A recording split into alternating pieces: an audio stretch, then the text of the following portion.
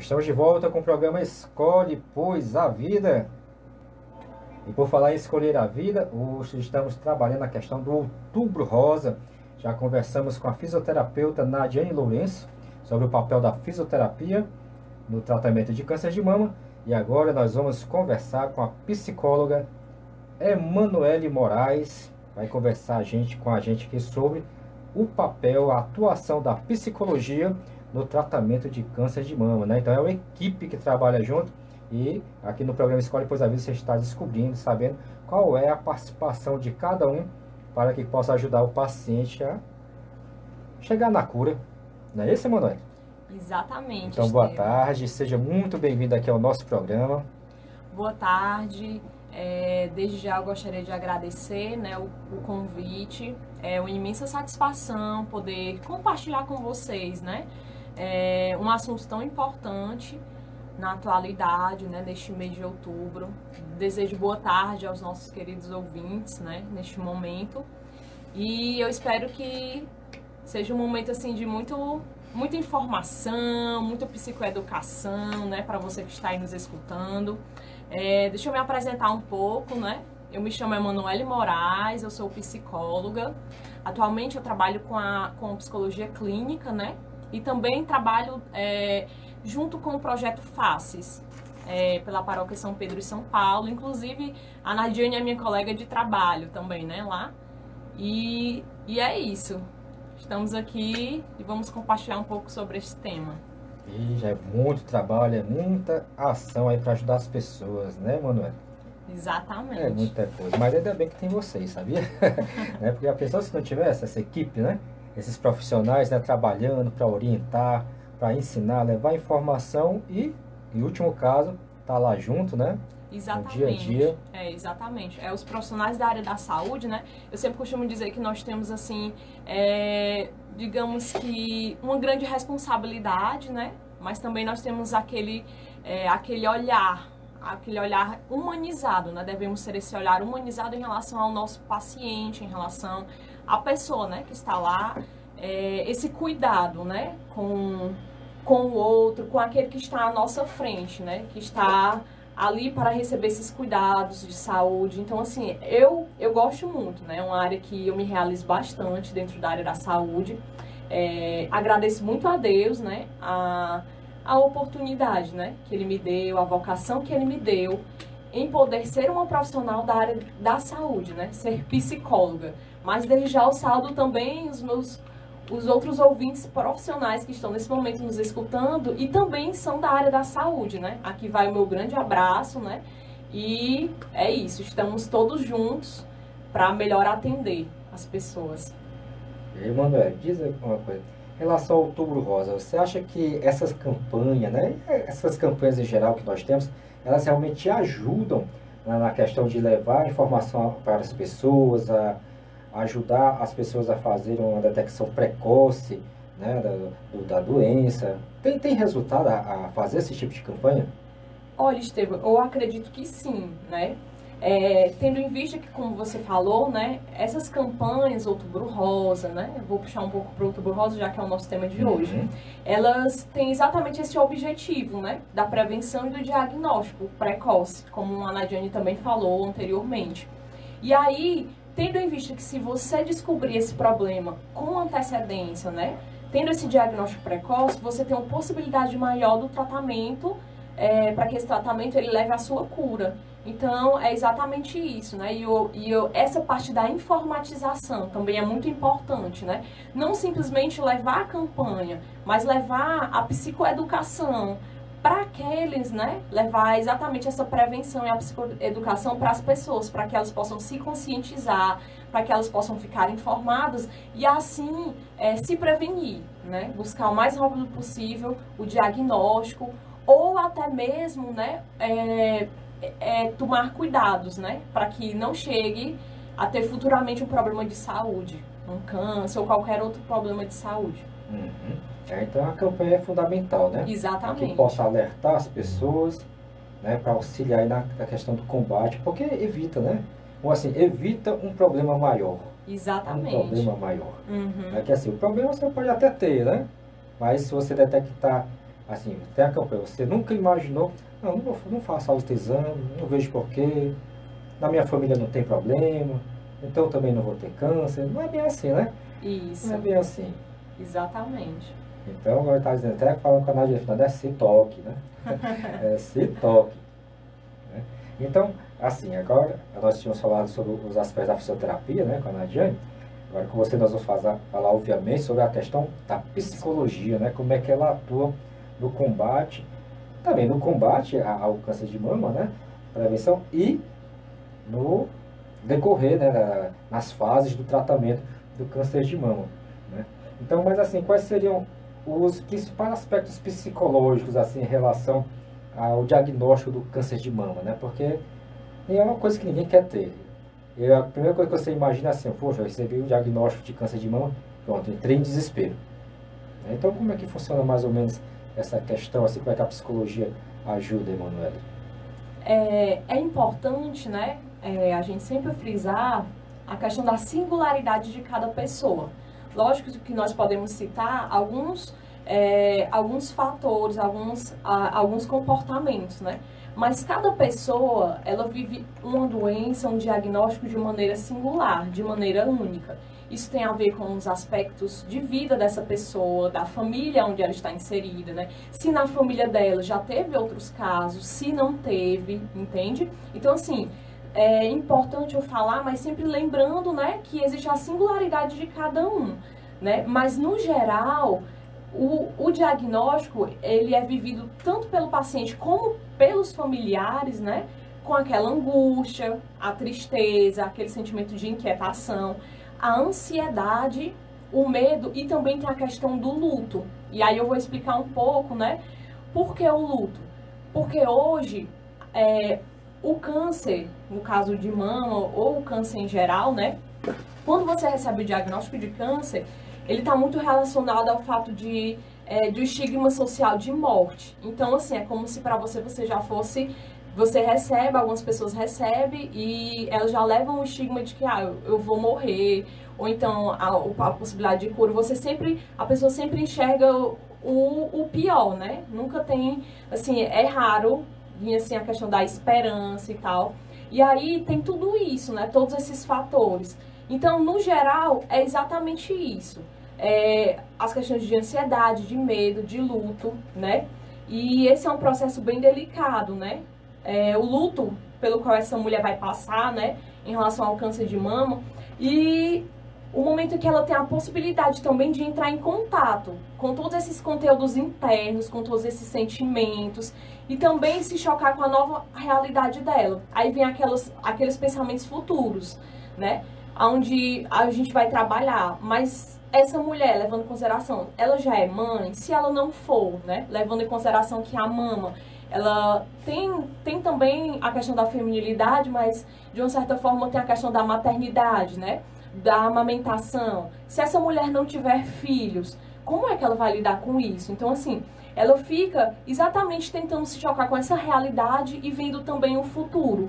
Então, a psicologia ela vai trabalhar todo esse contexto, né? Esse contexto da singularidade, mas também de toda a história, de como ela se vê, né? De como ela se vê nesse momento e também no futuro, entendeu? Sim, você está dizendo que a pessoa ela cria um cenário, né? Isso, exatamente. Ela cria todo um esse cenário. Assim, isso aí vai acontecer comigo desse jeito.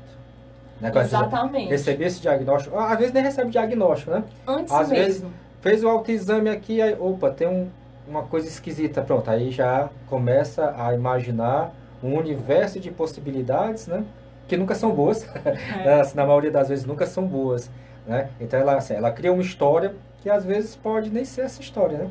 Exatamente. Aí como você disse também que cada caso é um caso, né? Cada pessoa vai acontecer de uma maneira diferente, né? Assim, a pessoa reage de uma maneira diferente, depende também das condições de cada pessoa, né? Essa questão da singularidade, não é isso? Exatamente, exatamente. Tem aquelas histórias, né? Mas eu conheço fulano que passou desse jeito, por esse problema e tal. Não, mas a outra já ficou triste e entrou em depressão. Então, assim, realmente, cada caso é um caso, né? Não tem como a gente dizer, a paciente tal vai se comportar exatamente desse jeito em relação a isso. Não tem como. cada ser humano, diante de determinadas situações, né, de desafiantes da vida, ele vai se comportar de uma maneira. E isso tem todo um contexto, né? Mas, de maneira geral, é mais ou menos essa linhagem dos sentimentos que eu acabei de falar. E também é importante ressaltar, né, as áreas afetadas, né? Não só, assim, em relação ao psicológico, né? Mas a área sexual da mulher, a questão do libido, né? Da libido, do prazer. Então, assim, são áreas também afetadas, a autoimagem, se porventura ela precisar fazer a mastectomia, a queda de cabelo também, né? Então, assim, os sonhos, como eu já falei, em relação à maternidade, né? Tendo em vista que as pessoas buscam mais fazer o autoexame, né? Os exames a partir dos 35, por aí, mais ou menos, né? Hoje, com as campanhas do Outubro Rosa, as pessoas têm buscado mais, né? As mulheres têm buscado com mais, assim, mais cedo. Mas, assim, tendo em vista o cenário social também que nós temos hoje, né? De que a mulher, ela quer muito trabalhar e tal, e primeiramente se estabilizar financeiramente, para só depois ter seus filhos. E aí, às vezes, acaba que fazendo o exame e detectando o câncer de mama, né? E aí vem os pensamentos futuros, né? E a minha amamentação, e como vai ser, entendeu? Então, assim, como eu disse, é todo um contexto. Também vale a gente repensar, né? Falar sobre esse cenário social, né? Em que nós vivemos. Não só o cenário do contexto da mulher em relação à sua família, né? Mas em relação ao cenário social, né? O câncer de mama, mas em relação a esse cenário social. Porque a pessoa, a mulher, né? A gente fala mulher porque a maioria dos casos, quase a totalidade dos casos, a maioria, né, são mulheres. São mulheres, né? Assim, tem todos os sonhos, né? Que você fala a questão da sociedade, Emanuel, é aquela questão, essa parte da emancipação feminina, né? Esse novo papel da mulher que trabalha, é mãe, é chefe, muitas coisas na sociedade. E aí fica aquela questão, né? Como é que fica os sonhos dessa pessoa? Exatamente. Assim, encontrei algo, ou então recebi um diagnóstico de câncer, né? Como é que ficam meus sonhos, todas as minhas expectativas de vida, né? Acho que a pessoa pensa logo assim, pronto, tudo acabou. Né? Mas cada caso é um caso, né? Você está dizendo, cada caso é um caso. Não é porque aconteceu com a amiga do jeito, ou alguma coisa que você ouviu falar, que vai acontecer do mesmo jeito com essa pessoa, né? Exatamente. Depende da precocidade, né? Isso, também. Mas são muitos fatores. São vários fatores, né? Quanto mais cedo descobrir, mais feliz você pode ficar. Assim, você vai ficar feliz por estar doente, mas você vai ficar feliz porque as chances de você sair bem dessa são bem maiores. Né? Exatamente. E tem muita gente que se preocupa, porque às vezes a gente sabe de alguns casos, né, que as pessoas descobrem que tem o câncer de mama, né? Ou às vezes nem o câncer de mama, descobre alguma anormalidade, alguma alteração e não procura ajuda, né? Então essa questão do não procurar ajuda já faz parte desse imaginário que é criado dentro da mente da pessoa, mano. Às vezes, na verdade, às vezes a pessoa não sabe nem como reagir, né, diante de determinados diagnósticos. Aí vem a questão do não procurar ajuda. Muitas vezes, né, uma das fugas da pessoa é exatamente se fechar, né? Não procurar, exatamente porque às vezes ela internaliza isso dentro dela. Não tem jeito, não vou conseguir sair dessa, por vários fatores, né? Então, assim, a questão de não saber reagir com determinados diagnósticos, né? Com tais diagnósticos. E aí a psicologia vai trabalhar exatamente nesse sentido, né? De trabalhar todo esse meio psicológico, esse meio social, né? A questão do futuro também, né? Do tratamento, porque vale ressaltar também que a dinâmica de quem está hospitalizado, né? De quem precisa passar por um tratamento médico, é bem estressante, né? Muda a rotina da família, muda a rotina do paciente, né? Às vezes, acontece a quebra dos sonhos, né? Sonhos podem ser adiados. Então, assim, é uma rotina muito estressante. Então, o profissional da psicologia, né? Da equipe de saúde vai ter esse olhar, né? Esse cuidado. Como amenizar esses impactos, né? Como amenizar esse processo de tratamento com os familiares e com o paciente. Então, amiga defensora da vida, tá ouvindo, né? Se aparecer algum problema, não tenha medo. Busque ajuda. Assim, você pode até ter medo, né? Mas não se imobilize por causa disso, né? Procura ajuda, né? Procura a família logo. Aqui até essa questão da família, entendeu? Mas você vai falar já, né? Vou, já. Né? Busca ajuda, vai no médico, né? Procura fazer o tratamento, porque sonhos todo mundo tem e sonhos podem ser adiados, né? Isso. O que não pode ser adiado é a busca de ajuda e o tratamento, porque realmente se não se procurar ajuda, aí realmente fica difícil você ter algum sonho para realizar. Quando você tem um suporte, né? Quando você tem um apoio amigo, o apoio da família, né?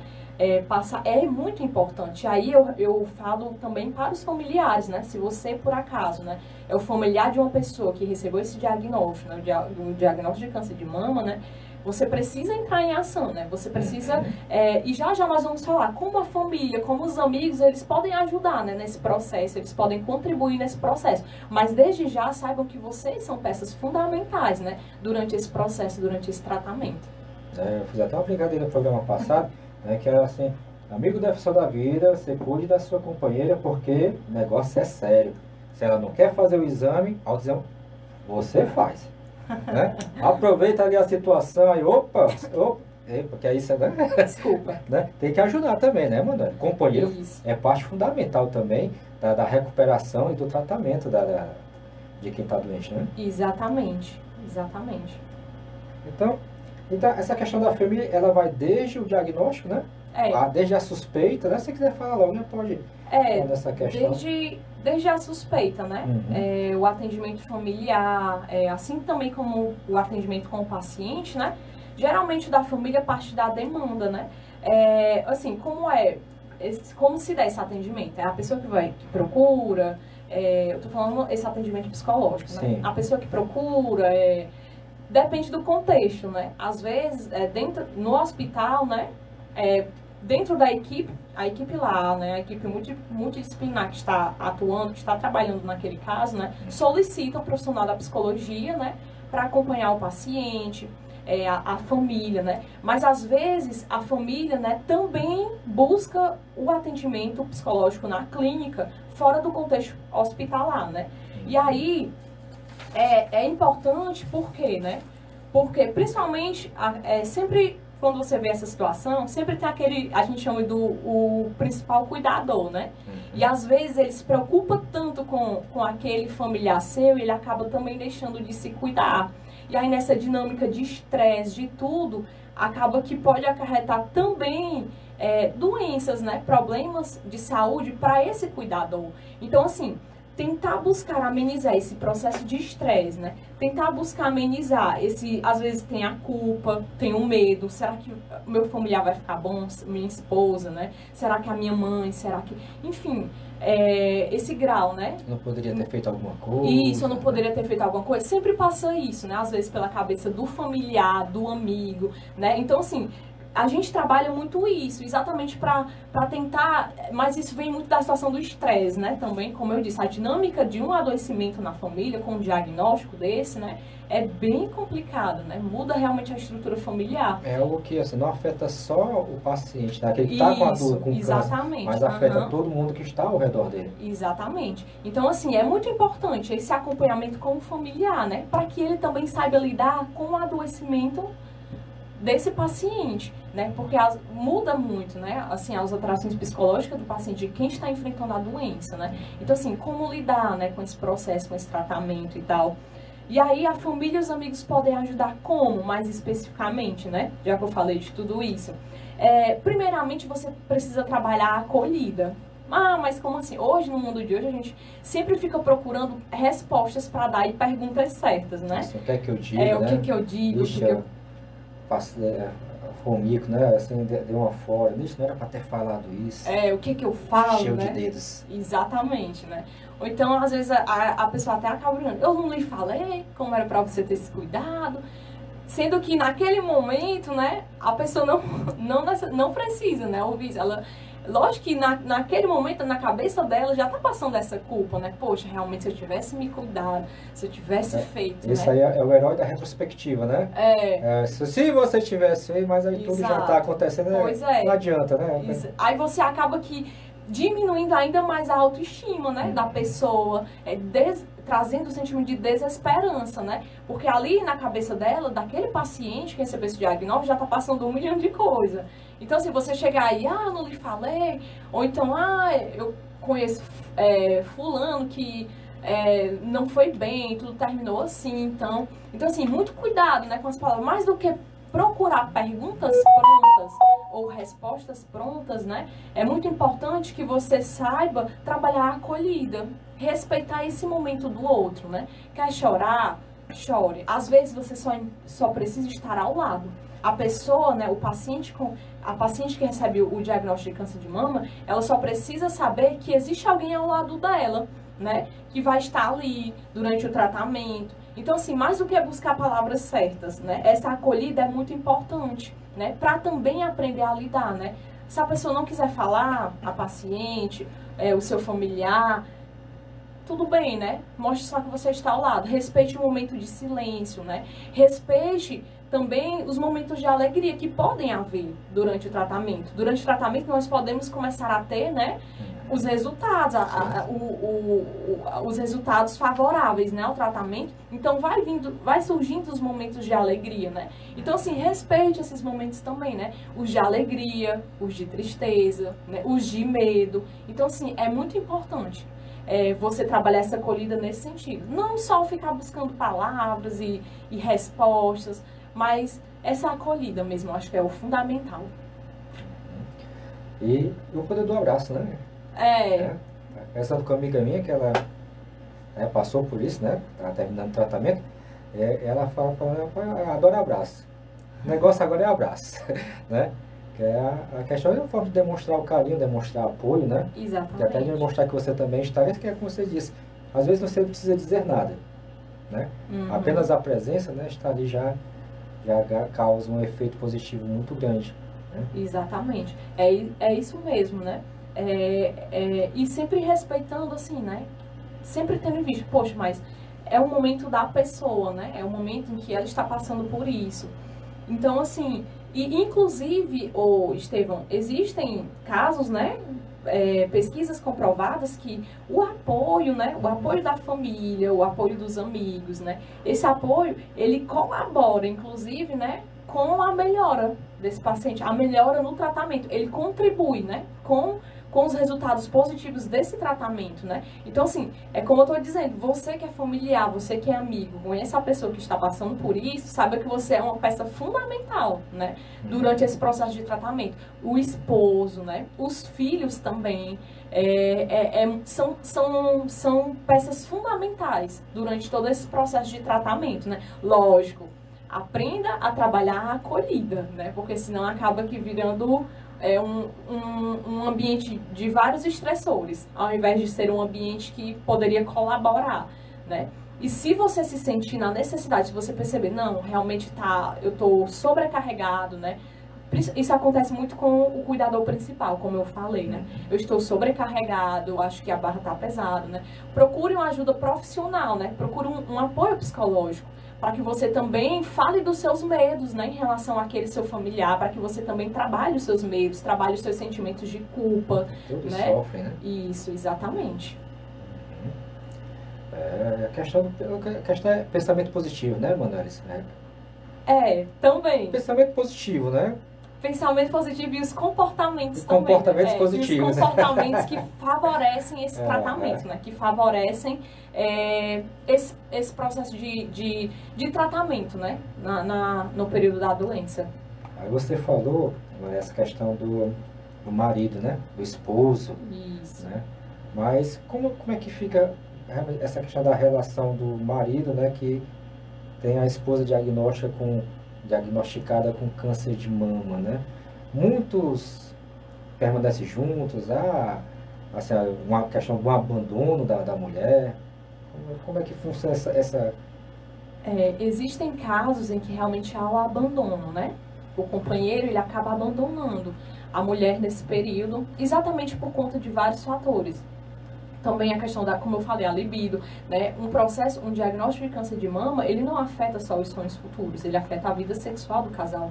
A vida também familiar, a dinâmica familiar, ela é toda afetada, né?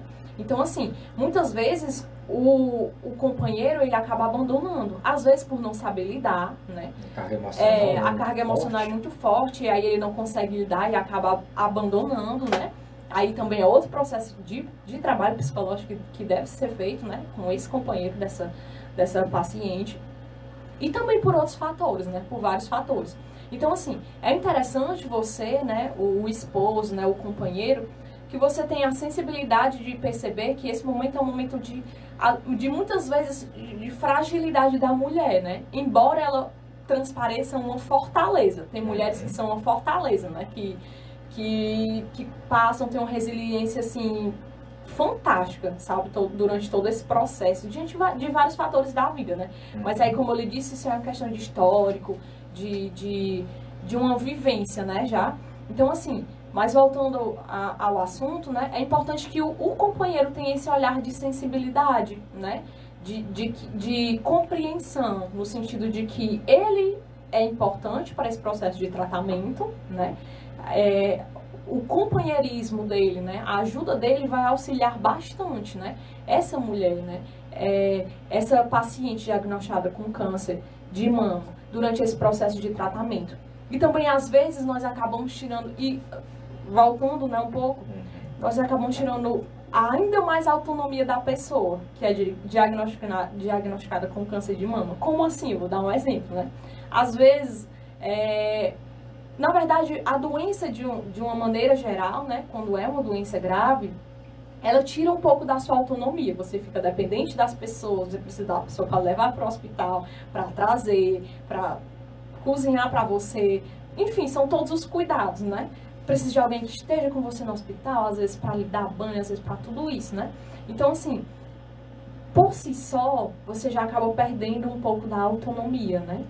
E aí, às vezes, você ainda contribui ainda mais, digamos que um exemplo bem básico, né? A mulher está carregando uma sacola leve, bem leve mesmo, né? Tá melhor e tal, pode sair, foi ao mercantil, um supermercado com um companheiro e tal, uma sacola leve de supermercado. E aí ele já pega, não, peraí, você não pode fazer isso, né? Mas é só uma sacola leve, né? Lógico, tem a questão de, se for um peso, aí realmente, se for algo pesado, aí realmente não dá. Mas assim, são coisas simples, né? Que você acaba que tirando ainda mais a autonomia daquela paciente, né? Daquela pessoa que está naquela situação. Será que, às vezes, o banho, né? Às vezes ela consegue, né? Ir ao banho, às vezes não tem mais a privacidade, né? E aí, terminou, tá tudo bem, direto, né? Então, assim, você acaba que meio sufocando, né? A mulher. Então, assim, é sempre tendo esse cuidado, né? Até que ponto a minha ajuda, né? Até que ponto eu não estou tirando essa autonomia? Até que ponto realmente eu estou ajudando, né? São coisas bem sutis, mas que fazem toda a diferença. Então, vai escutando aí, né, amigo defensor da vida, amiga defensora da vida, isso aí vale tanto para você como para você, ele e ela. Isso. Né? Ele e ela. Então, Manuel, vamos dar só uma pausa, né, que vai estar o nosso apoio cultural, e quando a gente voltar, a gente vai conversar sobre a questão dos aspectos psicológicos durante o tratamento, né, porque você falou, durante o tratamento muita coisa acontece, né, pode haver uma mastectomia, né, que é retirada da mama ou parte dela, queda de cabelo, toda essa questão do feminino. Da feminilidade. Da feminilidade, né? Exatamente. Então, fica ligadinho aí, não sai da sintonia que a gente volta já já.